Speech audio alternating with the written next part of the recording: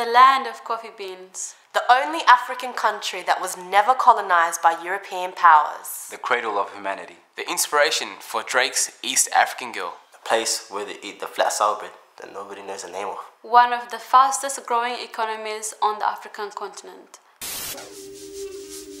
This narrative of the all-supreme, never failing, Ethiopia rising only really tells one story. And that story does not represent a majority of Ethiopia's population. In fact, the majority of Ethiopia's population, the Oromo, are not represented in many parts of Ethiopia's history. are not represented now. and as things stand, won't be represented in the future. Weeks ago, protests broke out across Ethiopia's Oromia region. Oromia was a land colonized by Abyssinian settlers over 100 years ago with the help of European powers, merging many indigenous lands together and calling it Ethiopia. So, why are students protesting? Because the Ethiopian government has reintroduced a plan to expand the capital city, known to the world as Addis Ababa. But known to the indigenous owners of the land, The Oromo as Finfinne. Over the last 10 years, Oromos have lost 2 million hectares of land. And this plan to expand the capital city will lead to the displacement of over 2 million more Oromo farmers. The historical expansion of Addis Ababa has already seen several Oromo clans disappear. And this is only going to continue if nothing's done.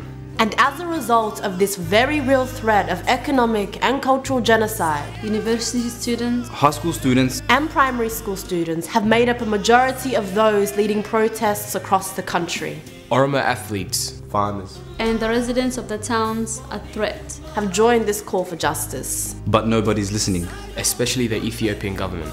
peaceful protesters are being killed, beaten and arrested. Routinely, Systematically.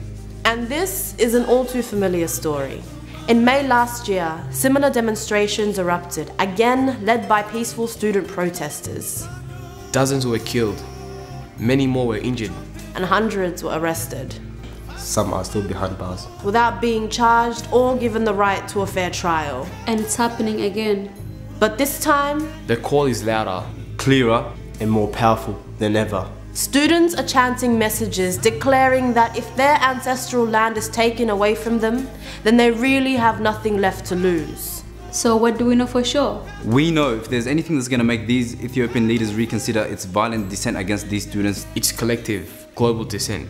We are well aware that making this video is not going to stop the Ethiopian government from moving forward with these land grabs. But maybe, just maybe, if they know the world is watching, They'll think twice before gunning down high school students for exercising their basic human rights. so get on Twitter using the hashtag OromoProtests. And help us put pressure on the BBC, Reuters, Associated Press, Al Jazeera and CNN to help amplify the voices of East Africa's largest ethnic population. as they call for justice.